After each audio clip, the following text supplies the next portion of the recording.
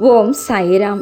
எனது அருமை பிள்ளையே, எத்தனை பேருக்கு இந்த துணிவு வரும்? தனது கர்ம வினைகளை என் நாமம் சொல்லி கழித்து வருவது. அது அத்தனை எளிதான காரியமல்ல. என் பிள்ளையான நீ அதை செய்து வருகிறாய். ஆனால் வெண்ணெய் திரண்டு வரும் சமயத்தில் பானையை உடைத்து விடாதே அம்மா. எல்லாம் சரியாகத்தான் நடந்து கொண்டிருக்கின்றது உன் வாழ்க்கையில். ஆனால் நீயாக மாய வலையில் சென்று மாட்டிக்கொள்ளாதே. உன் கர்ம வினையானது உன்னை சூழ்ச்சி வலையில் மாட்டிவிட காத்து கொண்டிருக்கின்றது. தப்பித்து கொள்ளம்மா அதன் பிடியில் இருந்து. என் பிள்ளையே, ஒரு மர்ம மனிதன் காவி உடை போட்டுக்கொண்டு என் பேர் சொல்லி வந்தால் நீ உடனே நம்பி விடுவாயா? நான் எதற்காக உன்னை சுற்றி வருகிறேன் என்று இன்னும் நீ புரிந்து கொள்ளவில்லையா? நீ என் செல்ல பிள்ளை, வெகுளியான பிள்ளை.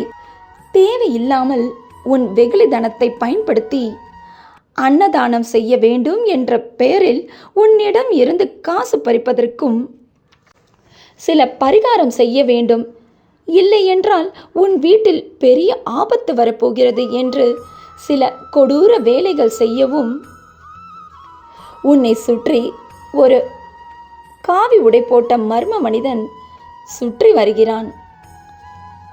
இவனிடம் இருந்து தப்பித்து கொள்ளம்மா. அவனிடம் சண்டையிடாமல் சுதாரிப்பாக இருந்து எதையாவது சொல்லி அனுப்பிவிடு. நீயாக மாட்டிக்கொள்ளாதே அவன் செய்யும் சூழ்ச்சி வலையில். உன்னை காப்பாற்ற வந்து என்னை அலட்சியப்படுத்தாதே. அது உனக்கு நல்லதும் அல்ல. நீ இதை செய்தால் உன் குடும்பம் நன்றாக இருக்கும். உன் வாழ்க்கைக்கு நான் பொறுப்பு என்று சொல்லும் இந்த பொய்யான மனிதரிடம் விலகி இரு.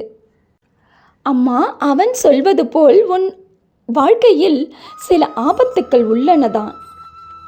ஆனால் அது நீ செய்த வினையால் வந்ததல்லவா? உன் கர்ம வினையை நீதானே அம்மா கழித்தாக வேண்டும். உன் கர்ம வினையை கழிக்கும் காலத்தில் நான் உனக்காக துணையாக இருக்க மாட்டேனா? உன்னை என்ன நான் முழுவதுமாக அனுபவி என்று சொல்கிறேனா?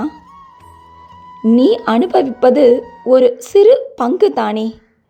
நான் தானே அதனை உனக்காக, என் பிள்ளையான உனக்காக முழுவதுமாக ஏற்றுக்கொண்டிருக்கின்றேன். பிறகு என் மீது உனக்கு ஏன் சந்தேகம்? யார் யாரையோ நம்புகின்றாய். அவர்கள் செய்யும் சூழ்ச்சி வலையிலும் மாட்டிக்கொள்கிறாய். பின்பு என்னிடம் வந்து கதறி அழுகிறாய். இதெல்லாம் உனக்கு தேவைதானா? பின்பு எதற்காக நான் உன்னையே சுற்றி வந்து கொண்டிருக்கின்றேன்? தண்டத்திற்காகவா உன்னை சுற்றி வருகிறேன்? உன்னை காப்பாற்றுவதற்காகத்தானே. இதை நீ எப்பொழுது புரிந்து கொள்ளப் போகிறாய்?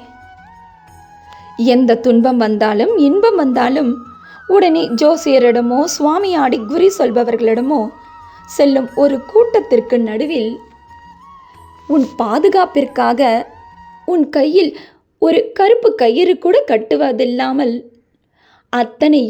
அத்தனை கர்மாவையும் நீ அனுபவித்து கொண்டிருக்கின்றாய். என் நாமத்தை சொல்லி அதனை அனுபவித்து முடித்து விட்டாய்.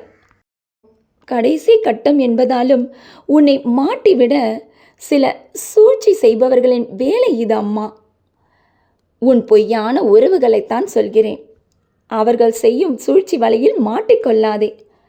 மனிதனுக்கு உடம்பில் இரத்தம் இருக்கும் வரை அவன் ஆடாத ஆட்டங்களை எல்லாம் போட்டுக்கொண்டிருக்கின்றான்.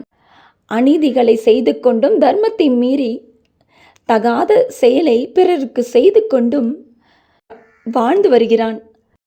கொஞ்சம் இரத்தம் சுண்டினால் தானே தெரிய வருகிறது அவனை உண்மையாக ஆதரிப்பவர்கள் யார், ஒதுக்கி வைத்திருப்பவர்கள் யார் என்று.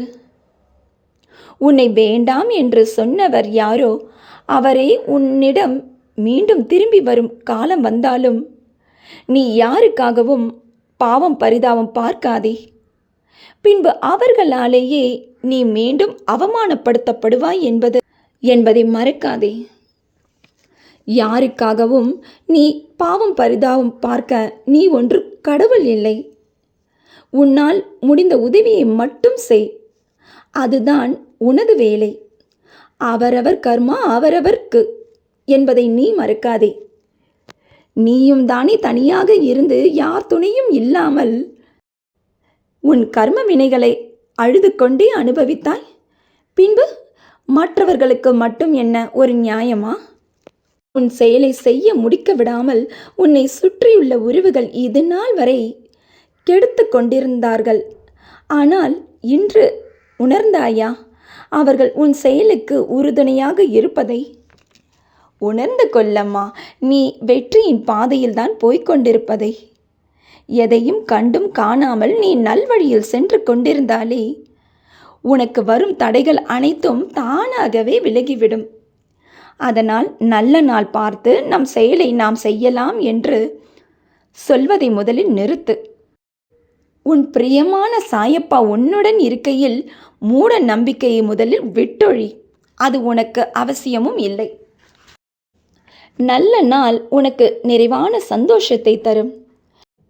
கெட்ட நாள் என்பது வருங்காலத்தில் உன் வாழ்க்கையை நீ சிறப்பாக வாழ்வதற்கு தேவையான அனுபவத்தை தரும்.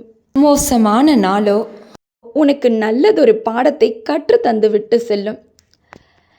இவ்வளவுதான் வாழ்க்கை. எனவே நான் உன்னுடன் இருக்கும் ஒவ்வொரு நொடியும் ஒவ்வொரு நாளும் உனக்கு இனிய நாள்தான் அம்மா. இதனை முதலில் புரிந்து செயல்படு.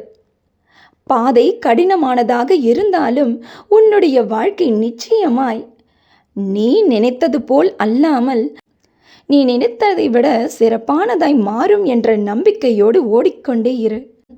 நிச்சயமாய் உனது வருங்காலம் ஒளிமயமான நாட்களாக மாறும்.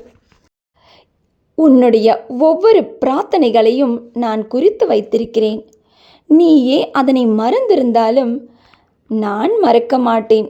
அதனை தகுந்த காலத்தில் சரியான காரணத்துடன் அதனை ஒவ்வொன்றாக உனக்கு நடத்தி தரப்போகிறேன். நீ இழந்த பொன்னும் பொருளும் அது என்னிடம்தான் பத்திரமாக உள்ளது. உனது கவலைகள், உனது பயம், உனது தேவையில்லாத குழப்பங்கள், சந்தேகங்கள், இப்படி உன்னிடம் மீதம் இருக்கும் எல்லா எதிர்மறை ஆற்றல்களையும் என் பாதத்தில் சமர்ப்பித்துவிட்டு நீ சந்தோஷமாக இருப்பதற்காகத்தான் நானும் இங்கு காத்து கொண்டிருக்கின்றேன். நீயும் சந்தோஷமாக வாழத்தான் உன்னை படைத்துள்ளேன். எங்கெங்கோ என்னை சென்று தேடிக்கொண்டிருக்காதே. நான் எங்கேயோ போகவில்லை. உன் மனம் என்னும் குளத்தில் உன்னுடன் பேசிக்கொண்டு ஒய்யாரமாய் நிற்கின்றேன். இதுவரை உன் மனதுள் பல குப்பைகள் என்னும் எதிர்மறை ஆற்றல்கள் தேங்கி கிடந்ததால் நான் பேசும் ஒவ்வொரு வார்த்தைகளும் உன் காதுக்குள் கேட்காமல் போய்விட்டது. இப்பொழுதுதான் நேர்மறை எண்ணங்களால் உன் மனதை நிரப்பி உள்ளாயே. அதுதான் இன்று எனது வார்த்தைகளை உனது செவிகளில் கொண்டு சேர்த்துள்ளது. நீ கவலைப்படும் விஷயத்தை இன்று இரவுக்குள் ஒரு அதிசயத்தில் முடித்து வைப்பேன். நீ கவலைப்படும் போது அதனை நிவர்த்தி செய்து தருவது எனது கடமைதானே. பொறுத்திருந்து பார். நான் உனக்காக புன்னகைத்து கொண்டிருக்கின்றேன். வாழ்க்கையை நீ உயர்ந்த நிலைக்கு வரப்போகிறாய். உன்னை ஏமாற்ற காத்து கொண்டிருக்கும் இந்த போலி மனிதரிடம் இருந்து தப்பித்து கொள்ள எனது ஆரத்தியை தொட்டுவிடு. தற்போது உன் குடும்பத்தில் நிலவும் ஒரு பெரிய பிரச்சனை அதிசயத்தில் இன்று இரவோடு முடியும். நீயும் உன் குடும்பமும் சந்தோஷமாக வாழ்வீர்களாக. இன்றும் என்றும் என்றென்றும் உன் சாயப்பா உன் அருகினில். வாழ்க வையகம், வாழ்க வளமுடன். ஜெய் சாய்ராம்.